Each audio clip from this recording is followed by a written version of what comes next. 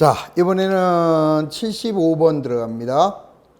자, 다음은 기업회계 기준서상 회계 변경에 관한 내용이다. 자, 우리 회계 변경에는 정책의 변경과 추정의 변경. 자, 정책의 변경은 무슨 법을 무슨 법으로 바꾸는 거. 단 하나, 감가상각 방법의 변경은 추정의 변경이죠. 자, 그 다음에 원가 모형을 재평가 모형으로 바꾸거나, 자, 투자부동산에서 원가 모형을 공정가치 모형으로 바꾸는 게 요게 정책의 변경이죠. 자, 추정의 변경은 뭐 내용 연수를 바꾸거나, 그 다음에 잔존가액을 바꾸거나, 아니면 재고자산의 진부화 여부를 결정하거나, 자, 대손해 추정률이나 판매 보증 비율, 자, 이런 것들을 바꾸는 게 추정의 변경이에요. 그 다음에 정책의 변경은 소급 적용하시고, 자, 추정의 변경은 전진법이다.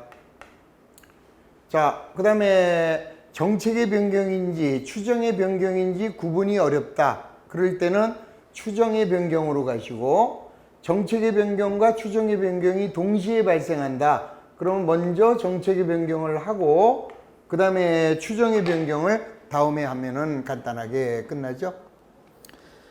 자, 1번. 자, 이거는 이 정책의 변경에 정당성을 입증해야 돼요. 그래서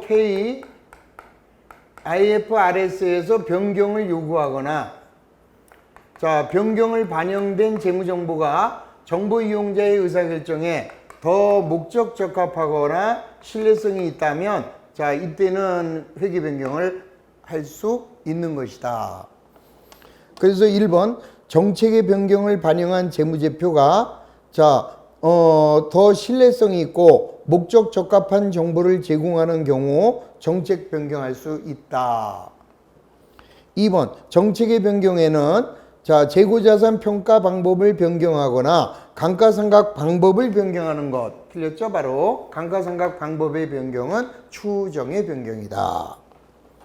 자, 2번이 틀렸습니다. 3번 정책의 변경은 자, 누적 효과를 실무적으로 결정할 수 없는 경우를 제외하고는 소급 적용하시고, 자, 변경 속성상 정책의 변경인지 추정의 변경인지 구분하기 곤란한 경우, 이때는 추정의 변경으로 가라. 그 다음에 과거에는 발생한 경우가 없는 새로운 사건이나 거래에 대하여 새로운 회계 정책을 선택하거나 추정을 하는 경우에는 회계 변경 아니다라는 거. 자, 그것만 잘 이해하시면은 정책 변경, 자, 요거는 쉽게 답을 찾아낼 수 있는 거죠. 자, 넘어갑니다. 자, 76번. 주식회사 한국은 X1년도 장부를 마감하기 전에 다음과 같은 오류가 발견되었어요. 자, 이러한 회계 처리 오류가 X1년도 법인세 비용 차감 전 순이익에 미치는 영향은 어떻게 되겠느냐? 단, 차량과 기기장치의 감가상각 방법은 정률법이며 상각률은 40%로 동일하다. 자, 그럼 먼저 우선 X1년 1월 1일 날 기계를 취득하면서, 자, 취득세 80만 원을 수익적 지출로 회계 처리했대요. 그러면은 X1년 1월 1일 날, 자, 취득세는 뭐로 가야 돼요? 기계로 가야죠. 자, 기계로 80만 원 이렇게 가야 될 거를, 자, 어떻게 잘못 갔어요? 이거를 세금과 공가로 했다 이 소리죠. 그러면 자, 만약에 얘로 안 하고 제대로 일로 했어요. 그러면 여기서는 감가상각을 할 거 아니겠어요? 자, 감가상각비와 감가상각 누계액이 나올 텐데, 자, 정률법으로 40%래요. 그러면 8, 4, 32, 32만 원만 비용으로 나타날 게 여기는 80만 원 비용이 나타났죠? 그러면 48만 원만큼 비용이 과대계상이 된 겁니다. 자, 그 다음에 X1년 1월 1일 날 차량에 대한 일상적인 수선비 40만 원을, 자, 그러면 이제 X1년 1월 1일 날 차량에 대한 수선비용 40만 원을 자본적 지출로 했대요. 그럼 원래는 얘가 뭐야? 자, 수선비로 40만 원 이렇게 해야 될 거를 여기는 어떻게 했습니까? 지금 자본적 지출로 했대요. 그러면은 요거를 차량 유지비로 했다 이 소리죠. 자, 차량 운반구로 했다는 거죠. 자본적 지출이니까. 자, 차량 운반구로 40. 그럼 여기는 감가상각을 하겠죠. 자, 감가상각비가 40% 16만 원. 그러면 여기는 감가상각 누계액이 16만 원. 자, 비용으로 40만 원 해야 될 거를 여기는 비용이 16만 원만 계상이 됐어요. 그러면 여기는 비용이 24만 원이 과소계상이 됐죠. 자, 24만 원의 비용이 과소됐으니까 전체적으로는 24만 원만큼 비용이 커져 있는 거죠. 자, 따라서 법인세 비용 차감 전 순이익에 미치는 영향은 얼마가 돼요? 24만 원만큼 비용이 어떻게 돼 있다? 자, 순이익에 미치는 영향, 그러면은 24만 원만큼 비용이 과대 계상이 돼 있다 이 소리죠. 자, 그래서 답은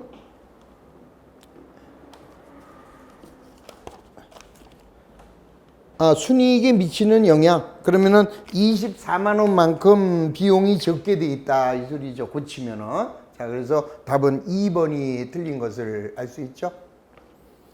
자, 77번입니다. 자, 다음은 주식회사 한국의 수정전 시산표의 일부와 회계팀원 간의 대화 내용이다. 이를 통하여 얻을 수 있는 회계 정보로 옳지 않은 것. 자, 손실 충당금은 어떻게 설정했느냐? 과거의 경험에 비추어 기말 매출 채권의 2%를 설정했다. 이 과장, 결산 수정 후 당기순이익은 얼마냐? 미지급 임차료와 성급보험료를 수정하면 당기순이익은 3만 원이 된다. 이렇게 얘기했죠. 자, 그러면 여기서 잘못된 내용이 뭐냐? 1번, 당기의 임차료는 15,000원이다. 자, 거기 보면은 임차료가 얼마 나왔어요? 10,000원. 그랬는데 미지급 임차료가 5,000원이 생겼으니까 당기의 임차료는 15,000원이 정답. 자, 2번, 기말 자본은 10만 원이다. 자, 아니죠. 원래 수정전 시산표의 자본금은 10만 원. 그 자본은 기초 자본인데 당기 순이익이 얼마 나왔어요? 3만 원이 나왔네. 그러면 기말 자본은 13만 원이 돼야죠. 2번이 땡. 자, 3번. 당기의 손상 차손은 2,000원이다. 자, 우리 손실 충당금은 기말 매출 채권의 2%를 세웠습니다. 그러면 매출 채권이 20만 원에 2%면 4,000원을 세워야 되는데 이미 세워져 있는 게 2,000원이니까 모자라는 손상 차손 2,000원만 손상 차손 계산하면 되죠. 4번. 당기 보험료는 5만 원이다. 자, 보험료가 6만 원인데 그 중에서 만 원이 성급됐대요. 그러면 당기의 보험료는 5만 원 정답. 자, 시산표상 당자 차월은 재무상태표에는 당기 차입금으로 가야죠. 자, 당연히 당자 차월은 은행에서 잠시 빌린 것에 해당하기 때문에 재무상태표에 갈 때는 당기 차입금으로 넘어가게 된다. 따라서 77번에서는 2번이 틀렸다라는 것을 알 수 있죠. 자, 정확하게 개념을 이해하시면 됩니다. 자, 78번. 자, 다음은 장기회사의 회계 기록의 발췌 내용이다. 이때 X1년의 기말의 현금 잔액을 구하라. 자, 우리는 현금 흐름표의 흐름을 아셔야죠. 자, 현금 흐름은 영업활동으로 인한 현금 흐름에다가 투자활동으로 인한 현금 흐름, 그 다음에 재무활동으로 인한 현금 흐름. 자, 여기 이제 현금의 증감이죠. 자, 여기 기초의 현금을 더하면 자, 얘가 기말의 현금이 됩니다. 자, 먼저 기초의 현금은 800이 있었고 자, 그 다음에 영업활동으로 인한 현금 유입액은 1,000만 원이 들어왔대요. 그 다음에 자, 투자활동으로는 어떻게 됐나 볼까요? 자, 투자활동으로는 자, 기기장치를 취득했어요. 기기장치를 취득해서 60이 나갔고, 그 다음에 비품을 처분하여 50이 들어왔습니다. 자, 없죠. 그러면은 투자활동으로 통해서는 10만 원만 마이너스 됐네요.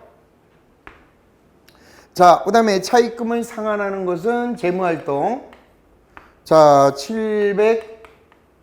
750이 나갔고, 자, 그 다음에 감가상각은 영업활동이에요. 감가상각은 여기에 이미 반영이 되어 있으니까 쳐다볼 필요가 없고, 그 다음에 보통주를 300만 원 발행했으니까 300만 원은 재무활동으로 자본이 들어왔죠. 그러면 여기는 450만 원이 재무활동으로 인해서 나간 거고, 자, 투자활동으로서는 10만 원이 나간 거고, 그러면 자, 현금의 증감은 1,000만 원에서 460만 원이 나갔네요. 그러면은 540만 원이 현금이 들어왔습니다.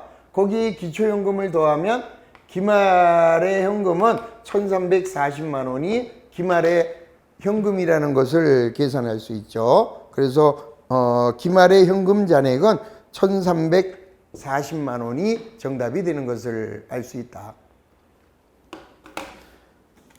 자, 79번. 다음 자료를 이용하여 계산한 영업활동으로 인한 현금 흐름. 자, 영업활동으로 인한 현금 흐름은 이렇게 계산하시면 되죠. 자, 요게 영업활동으로 인한 현금. 그 다음에 IS상의 당기순이익. 자, 계산합니다. 그러면 당기순 손실이 나왔네요. 그럼 마이너스 30. 자, 여기서 자산의 증가, 감소, 부채의 증가, 영업활동으로 인한 부채의 감소, 자, 현금의 지출이 없는 비용, 자, 현금의 유입이 없는 수익, 요것만 들어가면 되죠. 자, 그러면 감가상각비 여기입니다. 오른쪽. 재고자산의 증가 왼쪽. 자, 매입채무의 증가 오른쪽. 그 다음에 기계장치의 처분금액은 요거는 투자활동이죠. 자, 그 대신에 7만원짜리를 9만원에 팔았으니까 2만원의 유형자산 처분이 이익이 생기죠. 자, 2만원 이러면 끝났네요.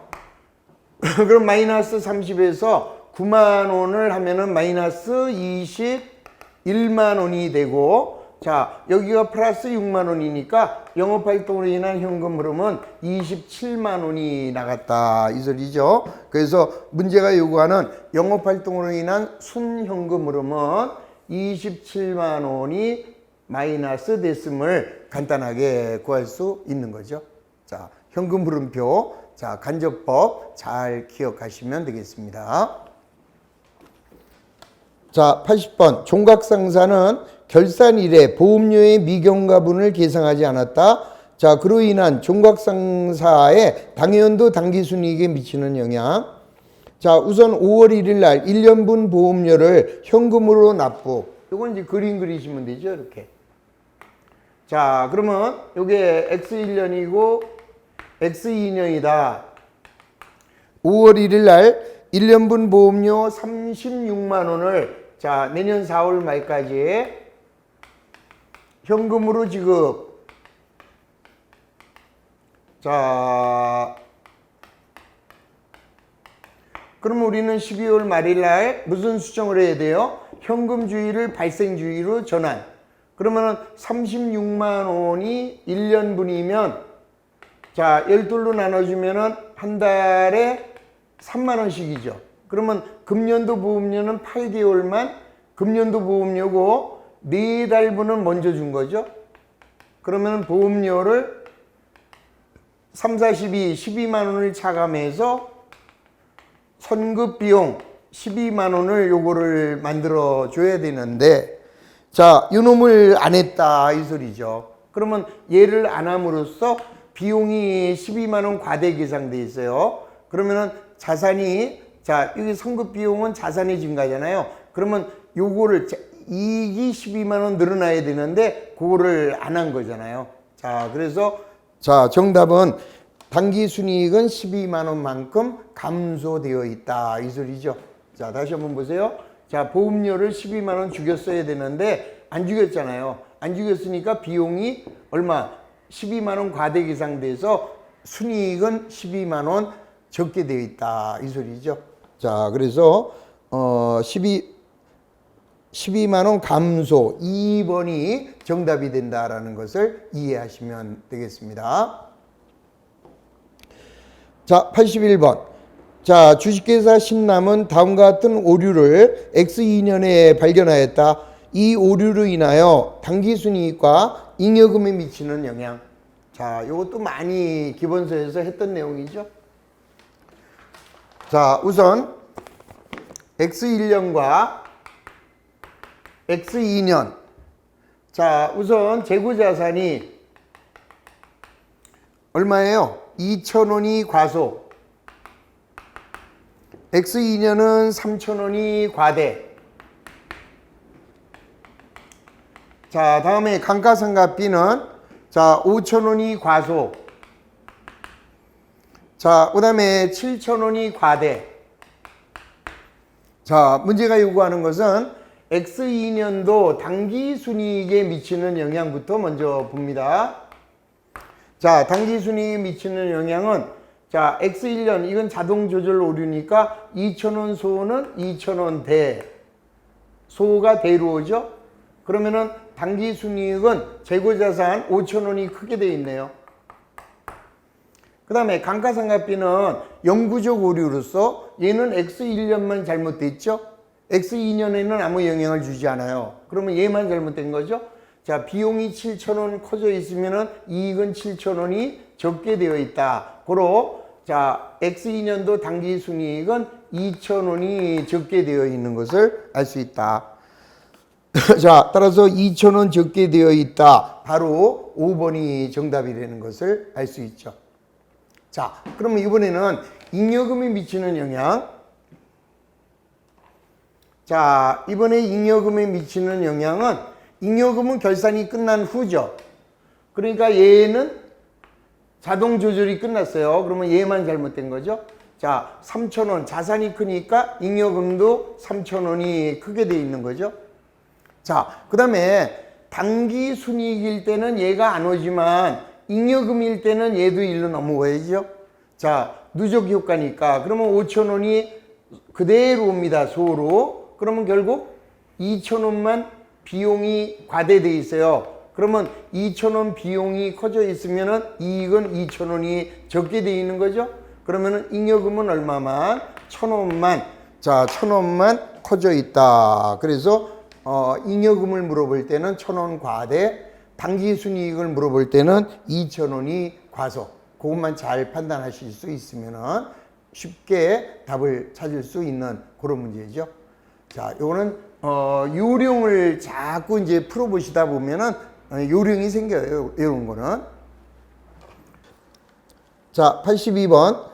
주식회사 종로는 임차료를 지급할 때 선급 임차료로 기장을 한다. 자, 주식회사 종로의 X1년도 기말의 선급 임차료가 기초보다 9,000원이 감소되었다. 자, 주식회사 종로의 X1년도 손익계산서에 보고된 임차료가 41만 6천원이라면 X1년 중 임차료로 지급한 현금. 이거 현금 흐름표의 간접하고 똑같은 문제잖아요. 이렇게 T로 가시고 요게 뭐예요? 영업활동으로 인한 현금 흐름이죠. 자, 그 다음에 이거는 IS상의 당기순이익이고, 그런데 우리 회사는 손익계산서에 임차료가 41만 6천원. 그러면 임차료 비용만 있고 수익은 없으니까 당기순 손실이 41만 6천원으로 보고되어 있는 거죠. 그러면 얘가 얼마냐 이 소리입니다. 자, 선급 임차료인데 기초보다 9천원이 감소. 그러면 자산, 선급 임차료는 자산이고 자산이 9,000원 감소됐대요. 자산의 증가 감소 9,000원. 끝났네. 자, 그러면 여기가 41만 6천원인데 9천원이 플러스 되니까 40만 7천원이 마이너스죠. 따라서 영업활동으로 인한 현금 지급액은 자 40만 7천원이 현금으로 지급된 것이다. 자, 정답 2번이 정답이 되는 것이다. 자, 83번. 다음은 X1년도 관리사 재무제표 비율 분석에 관한 자료다. 자, 주식회사 관리사의 매출원가는 얼마인가? 자, 이 비율 분석만 잘 이해하시면은 또 수월하게 답이 보입니다. 자, 뭐라고 그랬느냐? 재고자산 회전율이 4회. 자, 먼저 재고자산 회전율이라고 하는 것은 평균 재고자산분의 매출원가다. 요게 외우셨어야 돼요. 그러면 요게 4회. 자, 그 다음에는 당좌 비율이 110%. 당좌 비율은 110%. 그러면 여기서 당좌 비율이란 유동부채분의 당좌 자산인데 얘가 110%래요. 그 다음에는 유동비율. 자, 유동비율은 200%. 자, 유동비율이란 유동부채분의 유동자산. 그런데 얘는 200%래요. 자, 그런데 유동부채가 50이래요. 그럼 여기 이제 자, 여기가 50일 때 110%니까 당좌자산은 55만 원이 되겠네요. 그러면 유동부채가 50인데 200%니까 유동자산은 100만 원이네요. 그러면 유동자산에서 당좌자산을 뺀 게 재고자산이죠. 그러면 재고자산은 45만 원이네. 100만 원에서 당좌자산을 뺀 게 재고자산이니까. 그런데 매출채권이 4회예요. 그러면 4, 4, 16, 4, 5, 20. 자, 이게 매출원가죠. 이게. 자, 이게 재고자산 회전율만 매출원가. 그리고 나머지는 다 매출. 그러면 4, 4, 16, 4, 5, 20. 그러면은 180만 원이 매출원가라는 것을 알 수 있다. 자, 그러면 이제 문제가 요구하는 게 매출원가를 구했으니까 180 정확하게 답이 보이시죠? 자, 84번. 자, 이 자료를 이용하여 매출 총이익을 계산하라. 이것도 이제 똑같은 거예요. 자, 주어진 조건. 자, 뭐가 나왔느냐? 매출채권 회전율과 재고자산 회전율이 나왔네. 자, 재고자산 회전율, 매출채권 회전율. 자, 재고자산 회전율은 평균 재고자산분의 매출원가고, 자, 매출채권 회전율은 평균 매출채권분의 매출액이 되는 거죠. 그런데 재고자산 회전율은 5회, 매출채권 회전율은 3회. 그럼 얘는 5회, 자, 얘는 3회. 그럼 먼저 기초의 매출채권은 75회, 기말의 매출채권이 85만 원, 더하면은 160이니까 매출채권은 80이 되겠네요. 자, 3회니까 매출액은 240. 자, 평균 재고자산은 기초의 재고자산 34, 기말의 재고자산 46, 더하면은 80, 그거의 평균이니까 40이고요. 5회, 그러면 매출원가는 200이 되는 것을 알 수 있죠. 자, 200만 원짜리를 우리는 240에 팔았으니까 매출이익은 40만 원이 나온다라는 것을 간단하게 구할 수가 있죠. 자, 그래서 이 자료를 이용하여 매출 총이익을 계산하면 40만 원만 정답이 되는 것을 알 수 있었습니다. 자, 85번. 재무제표의 작성과 표시를 위한 개념체계에서 제시한 재무제표의 질적 특성에 대한 설명으로 옳지 않은 것이다. 자, 1번 목적 적합성이 있는 정보가 되기 위하여는 예측 역할과 확인 역할을 가지고 있어야 하며 중요성이 고려되어야죠. 자, 우리 근본적 질적 특성의 자, 목적 적합성, 예측 가치, 확인 역할, 그다음에 중요성. 그다음에 이제 충실한 표현의 하부 속성에는 완전한 소술, 중립적 소술, 오류가 없어야 한다. 그거하고 보강적인 질적 특성의 비검적이 요 네 가지만 꼭 좀 외워주시면 됩니다.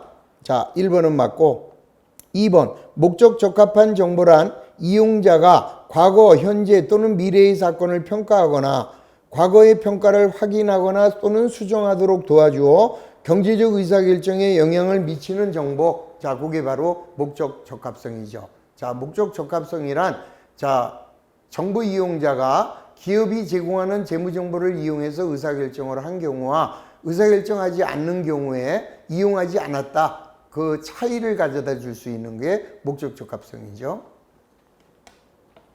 자, 3번. 완벽하고 충실한 표현을 하기 위하여 소술은 완전하고 중립적이며 오류가 없어야 된다. 이 소리지. 그 효익이 더 커야 된다. 그거는 제약 요인이잖아요. 그래서 자, 3번. 완벽하고 충실한 표현을 하기 위한, 즉 충실한 표현의 하부 속성에는 완전한 서술과 중립적 서술과 오류가 없어야 한다. 그게 충실한 표현의 하부 속성. 그래서 3번이 틀린 것을 알 수 있죠. 4번. 일관성은 비교 가능성과 관련은 되어 있지만 동일하지는 않다. 자, 비교 가능성은 목표이며 일관성은 그 목표를 달성하는 데 도움을 준다. 맞는 얘기죠. 자, 5번. 비교 가능성, 검증 가능성, 적시성, 이해 가능성은 목적 적합하고 충실하게 표현된 정보의 유용성을 보강시키는 보강적인 질적 특성이다. 자, 비검적이. 자, 그래서 3번만 잘못된 것을 알 수 있습니다. 자, 86번. 자, 다음의 설명 중 잘못된 거. 합리적인 판단력이 있고 독립적인 서로 다른 관찰자가 어떤 소술이 충실한 표현이라는데 비록 완전한 일치는 하지 못하더라도 자, 의견이 일치할 수 있다는 것을 의미하는 질적 특성, 검증 가능성에 대한 이야기죠. 맞고. 자, 2번. 재무제표 작성과 표시를 위한 개념체계에서 제시한 재무제표의 기본 가정은 계속기업이죠. 발생기준이 아니라 자, 우리 회계 공준에는 딱 하나 계속기업의 공준. 2번이 틀렸습니다. 자, 3번. 중간보고서는 정보 이용자가 적시의 의사결정에 영향을 미칠 수 있도록 하기 위한 보고서죠. 자, 적시에 제공하기 위해서는 1년에 한 번 보고하는 것이 아니라 자, 우리 상장 기업들은 분기별로 재무제표를 작성해서 보고하게 된다. 자, 이해 가능성은 정보를 명확하고 간결하게 분류하고 특징 지으며 자, 표시해야 한다는 것이다. 오케이. 자, 비교 가능성이란 기업 실체의 재무 상태나 경영 성과, 현금 흐름 및 자본 변동의 추세 분석과 기업 실체 간의 상대적 평가를 위하여 회계 정보는 기간별 비교가 가능해야 되고 실체, 기업 실체 간의 비교도 가능해야 된다. 이 소리죠. 자, 그래서 86번에서는 2번만 잘못됐습니다. 자, 87번. 질적 특성에 대한 설명으로 옳은 것이다. 1번. 자, 개념 체계의 내용과 회계 기준이 상충합니다. 어느 게 이깁니까? 회계 기준이 이기죠. 어떤 경우라도 개념 체계가 회계 기준보다 우선해서는 안 된다. 자, 개념 체계에서 정한 재무제표에는 재무상태표, 자, 포괄손익계산서, 자본변동표, 현금흐름표, 주석이다. 그거는 기준서에서 정한 거죠. 우리 개념체계에서 정한 것은 재무상태표, 재무성과표, 그 밖에 재무제표, 이렇게 주석, 이렇게 네 가지로 구성되어 있죠. 2번 X. 자, 개념체계는 현재 및 잠재적 투자자, 대여자, 기타 채권자에게 보고기업에 유용한 재무정보를 제공하는 것을 목적으로 하고, 이 경우 경영자는 주요 정보 이용자가 아니다 그랬죠. 경영자는 자기가 원하면 얼마든지 내부에서 정보를 인식할 수 있기 때문에 일반 목적의 재무정보를 이용할 필요가 없다라는 거 기억하시면 되죠. 자, 4번. 개념체계에서 정한 자산의 정의는 과거 사건의 결과로 기업이 통제하고 있는 미래의 경제적 자원 아닙니다. 이제는 현재의 경제적 자원으로 바뀌었죠. 이제는. 그래서 1, 2, 3, 4 다 틀렸네요. 자, 5번. 개념체계에서 정한 부채의 정의는 과거 사건의 결과로 기업의 경제적 자원을 이전해야 하는 현재의 의무. 자, 언제나 부채는 현재의 의무고, 그 다음에 자산은 현재의 경제적 자원이다. 그거 바뀐 개념으로 잘 이해해 주시기 바랍니다. 자, 따라서 5번이 잘못된 것을 알 수 있죠. 자, 88번. 유동자산이 유동부채를 초과하고 있는 상황에서 유동비율을 더욱 증가시키기 위한 방법으로 옳은 거. 자, 먼저 유동자산이 유동부채를 초과하고 있다. 그러면 유동비율이 더 크다는 거잖아요. 자, 우리 유동비율이라고 하는 것은 유동부채분의 유동자산. 그럼 얘가 100일 때 우리 일반적으로 유동자산은 2배를 일반적인 기준으로 보는 거죠.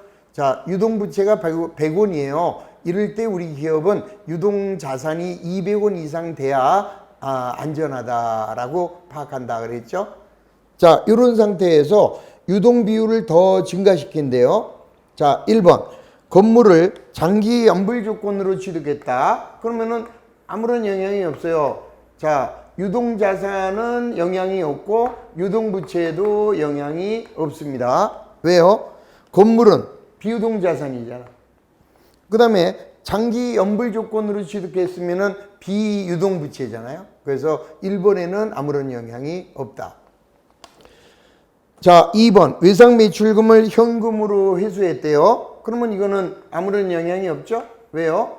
자, 현금으로 외상 매출금을 회수하면 유동자산이 10원 들면서 유동자산이 10원 주니까 아무런 변동이 없습니다. 자, 3번. 상품을 외상으로 매입합니다. 자, 외상으로 매입하면 유동부채가 110원이 되면서 유동자산은 210원이 되니까 유동비율은 감소하죠. 220이 넘어야 증가할 텐데. 4번. 단기 차입금을 상환했다. 이게 정답이네요. 자, 단기 차입금이 10원.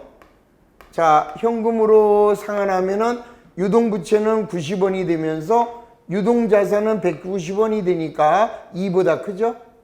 자, 그래서 유동비율이 증가할 수 있는 것은 4번만 정답이 되는 것을 알 수 있죠. 자, 5번. 단기 손익, 인식, 금융자산의 처분 손실이 발생했습니다. 그러면은 단기 손익 얘가 줄어드는 거죠. 자, 그러면 얘는 그대로 100원인데 제가 줄어들어요. 그러면 감소하죠. 그래서 요 유동비율이 증가되는 케이스는 4번밖에 없구나. 이렇게 바로 쉽게 대입해 보면은 간단하게 답이 보이는 겁니다. 자, 89번. 다음은 원가에 대한 설명이다. 틀린 거. 1번. 직접 원가란 특정 제품의 제조를 위해서만 소비되며 직접 그 특정 제품에 부과될 수 있는 원가. 그게 직접 원가죠. 어떠한 제품으로 발생했는지 추적이 가능한 원가. 자, 준변동비란 조업도의 변동에 따라 변동하는 변동비와 조업도의 변동에 관계없이 일정하게 발생하는 고정비 두 개의 부분으로 구성된 원가, 혼합원가죠. 자, 우리가 이제 조업도가 0이라도 원가는 발생하고 변동에 따라서 올라간다. 그러면 여기는 고정비하고 변동비로 혼합되어 있는 원가, 얘를 준변동비라고 하는 거죠. 자, 준고정비란 일정 조업도 범위 내에서 발생 원가가 고정되지만 일정 조업도 수준을 초과하게 되면 고정비가 추가로 발생한다. 자, 그게 준고정비. 자, 일정 조업도까지는 갔고요. 자, 그 단계를 벗어나면 이렇게 올라가고 또 이렇게 올라가는 거. 자, 이런 원가의 흐름이 준고정비.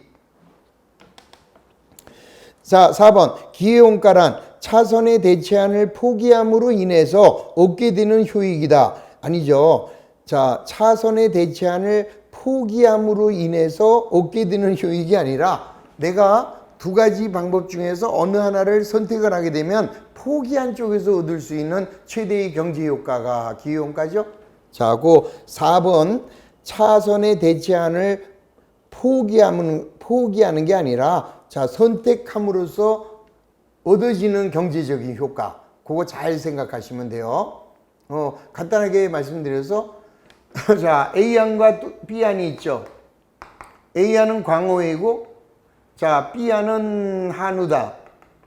그러면 내가 한우를 선택했어요. 그러면 포기한 쪽에서 얻을 수 있는 광어 값이 이게 기회원가잖아요. 근데 여기서는 뭐라고 그랬어요? 차선의 대체안을 포기함으로써 얻게 되는 포기함으로써 얻게 되는 효익이다. 차선의 대체안을 포기함으로써 얻는 거다. 그게 잘못된 거잖아요. 그러니까 내가 차선의 대체안을 선택함으로써 얻을 수 있는 경제적 효과죠. 그래서 4번이 틀렸다. 자, 5번. 가공원가란 직접 노무원가와 제조간접비를 합한 금액을 말한다. 자, 우리 이렇게 생각하시면 되죠. 자, 직접 재료비와 직접 노무비, 그 다음에 제조간접비. 그러면 직접 재료비를 제외한 요 나머지를 우리는 가공원가다 또는 전환원가다 이렇게 얘기했죠. 자, 그래서 틀린 것은 4번만 틀린 것을 알 수 있죠. 자, 90번. 자, 이를 이용하여 가공원가를 계산하라. 자, 우리 가공원가만 일로 들어가 봅니다. 그러면 이렇게 들어가시면 자, 직접 재료원가는 안 돼요.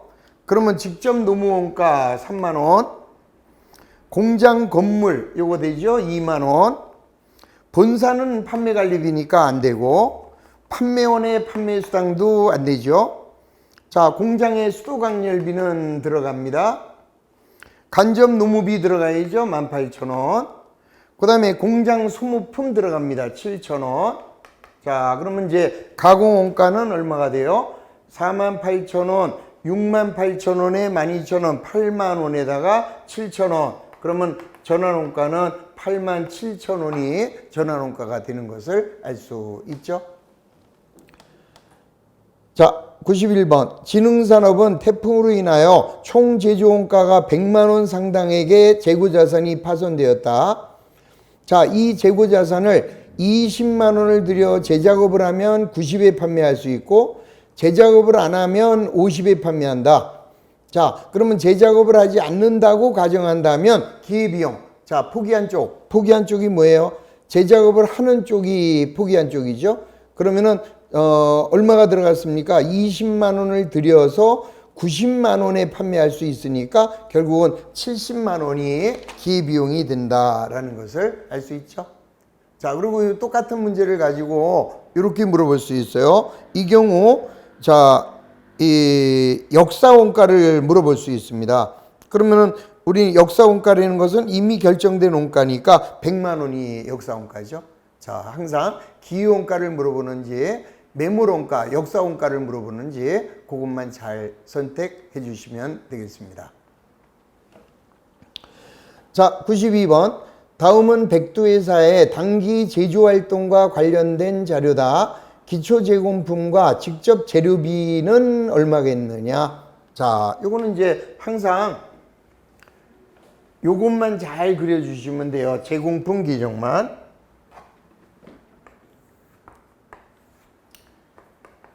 제공품. 자, 기초, 직접 재료비, 직접 노무비, 자, 제주간접비. 자, 완성은 제품, 미완성은 기말. 자, 그러면 여기 나와 있는 게, 자, 뭐라 그랬느냐. 단기 총 제조원가가 10만 원이래요. 요거. 세 개가 10만 원이고. 그 다음에 단기 제품의 제조원가, 요게 96,000원이고. 그 다음에 제주간접비 배부액은 단기 총 제조원가의 20%. 요게 단기 총 제조원가인데 20%니까 요게 2만 원이다. 그 다음에 제조원가 배부율은 직접 노무원가의 80%래요. 요거 직접 노무원가 얼마인지 모르는데 그놈의 80%가 지금 제주간접비 2만 원으로 배부가 된 겁니다. 자, 따라서 2만 원 나누기 0.8 그러면 얘는 2만 5천 원이 되겠죠.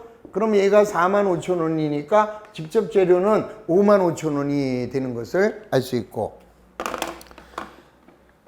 자, 그 다음에 기초 제공품은 기말 제공품의 60%래요. 요거 기초 제공품은 기말 제공품의 60%. 그럼 얘를 모르니까 1x로 보세요. 그러면 얘는 0.6x가 되겠죠. 그러면 0.6x 플러스 10만 원은 96,000원 플러스 1x. 자, 그럼 이제 옮겨가면 되죠. 0.6이 1로 오면은 0.4x는 자, 얘가 1로 가면은 4,000원이 되겠네요. 자, 고로 x는 4,000원을 0.4로 나눠주면 되죠. 4,000원을 0.4로 나눠주면 x가 10,000원이 됩니다. 자, 얘가 10,000원이 되니까 얘는 6,000원이 되는 것을 알 수 있죠. 그러면 요거 더하면 106,000원에 자, 106,000원이 정확하게 일치함을 알 수 있다.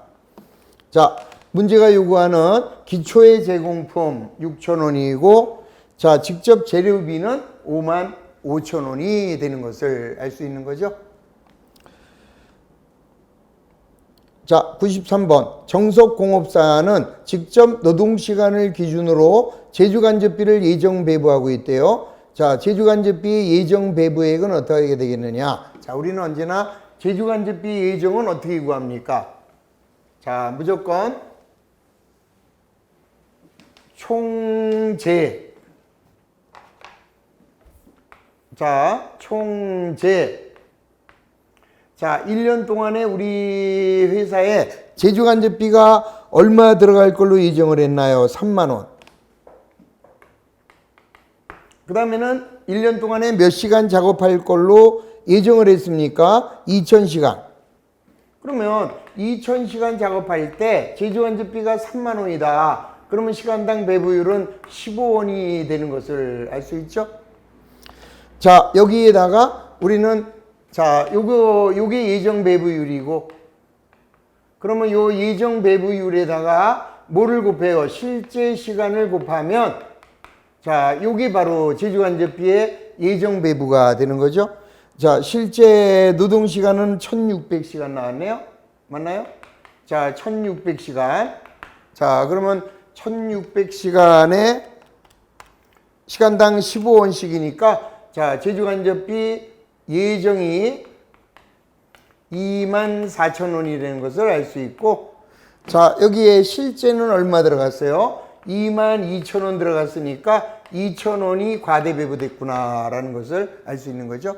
자, 문제가 요구하는 것은 제주간접비의 예정 배부액. 그랬으니까 자, 정답은 24,000원이 되고, 자, 배부 차이를 물어보면 2,000원이 크다 이렇게 답하시면 되는 거죠.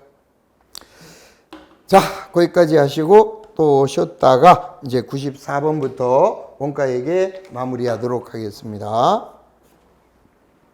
자, 원가에게는 조금만 집중하시면 돼요. 자, 하여튼 원가에게 8개 중에서 6개 이상은 꼭 맞히실 수 있도록 해주시기 바랍니다. 자, 10분간 쉬고 계속합니다.